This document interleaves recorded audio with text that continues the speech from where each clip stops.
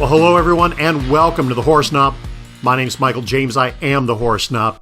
Here today with a movie that begs to be asked the question, is this horror? Now, the last time we did this, if you recall, it was an Amazon original called The Vast of Night. A movie I broke down in pretty great detail, talking about the usage of color, atmosphere, and maybe more than anything else, the high usage of contrast, creating shadows, and how that creates perception for us as viewers. Ultimately, whether any of that or all of it is enough to classify it as horror. If you want to know more about that, you can follow the link above and check out my review for The Vast of Night. The situation there was that movie was not actually listed as horror, so our question was, should it be? Today, another Amazon movie, an exclusive of theirs, called The Lie.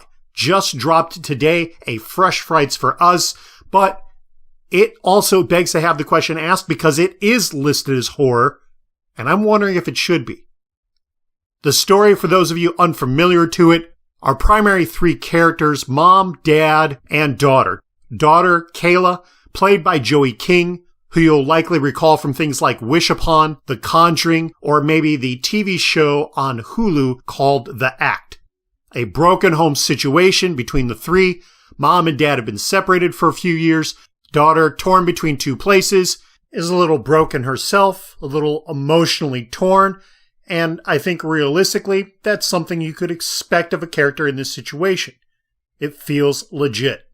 It is dad's weekend with his daughter, except she's got plans to go to a ballet camp out into the countryside somewhere.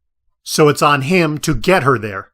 They take a drive, they get to the outskirts of town, and lo and behold, hanging out at a bus stop in the middle of nowhere, at a time of year where the ground is covered in about 4 feet of snow, all by herself, is one of Kayla's friends, Brittany.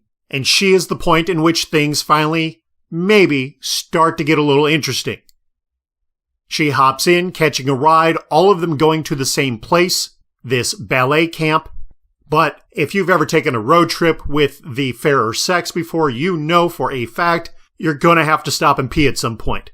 And thus, Dad pulls the car over, the girls hop out, run deep into the woods to find a comfortable place to do the tinkle, and then there are screams.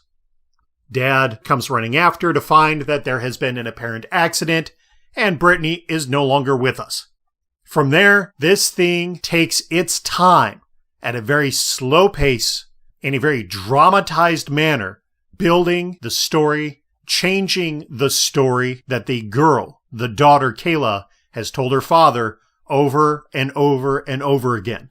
From an accident to an incident to intention, and on it goes.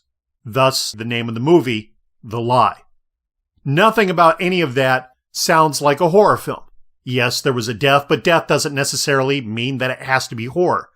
As the story continues to progress and the lie gets bigger and more complicated, and the parents end up having to tell lies upon lies to try and protect their child, because, you can't just go to the police and tell the truth. Your kid's the most important kid, it needs to be protected, yada yada. Same bullshit we've seen several times before. The lies get bigger, they get more complicated, they start to get found, and then at the climactic moment we hit a reveal. A really solid reveal, I have to say.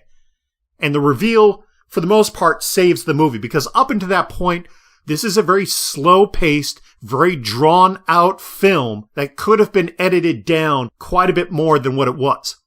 But that reveal helps pay it off and make it at least worth having watched, even if you only ever watched this movie the one time. The problem with the reveal is how it plays into the story, further complicating the lies, further complicating every action that has occurred since the very beginning of things. And in that reveal, in that moment, the very few things about this movie that might have been or might have played into our genre of choice are somewhat negated.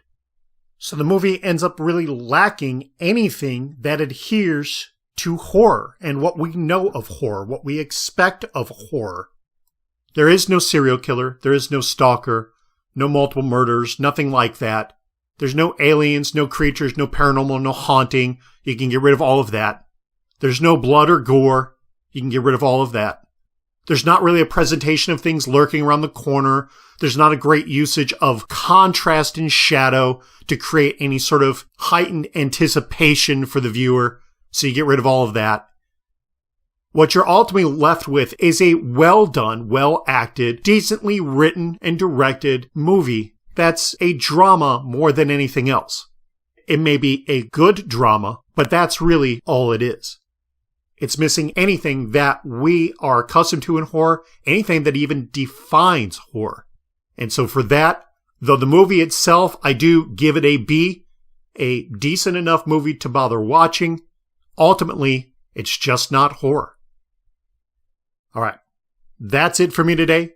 As always, I invite you to take a moment, hit that subscribe button and the bell, stay up to date with all the reviews I've got coming out. And while you're at it, leave a comment down below. Let me know your thoughts on this film. Are you going to watch it? Have you watched it? Do you agree? Is it horror or not? My name is Michael James. I am the Horror Snob. I thank you for tuning in, and we'll see you next time.